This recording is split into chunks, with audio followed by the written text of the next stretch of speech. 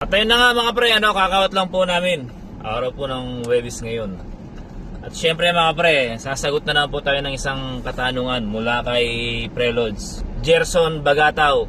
Sabi niya, kung color blind naman, idol, bilang isang color blindness, red color o green color ka pre, maaari ka naman magtrabaho dito pre, no? Dito sa Canada kasi pre, no, maraming trabaho. At saka hindi automatikong madidisqualify ka pre, no, kung meron kang color blindness. Hindi rin automatikong madidisqualify ka sa employer pre o kaya naman sa immigration.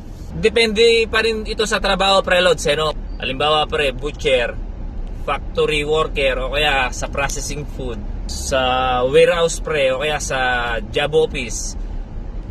Kadalasan pre, maaari naman pwede naman talaga magtrabaho dito pre. As long as na nagagawa mo ng maayos ang iyong trabaho pre, no?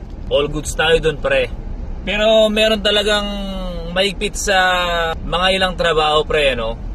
Tulad ng mga piloto pre o kaya naman sa railways position, sa mga ibang critical position job pre, no?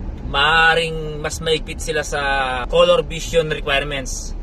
Tulad ng sabi ko kanina pre, no? Kung ang a-applyan mo lang na trabaho pre ay isang butcher o trade skill, ang color blindness pre, no, hindi automatikong disqualification. Madalas kasi preloads, tinitignan pa rin ng employer at ng medical physician. Basta kaya mong gampanin yung trabaho pre.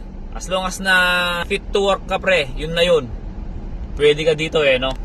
At salamat sa katanungan mo preloads no. Kahit pa paano sana pre, nasagot ko yung katanungan mo no. Kung meron kang pahabol na question pre, i-comment mo na lang dyan.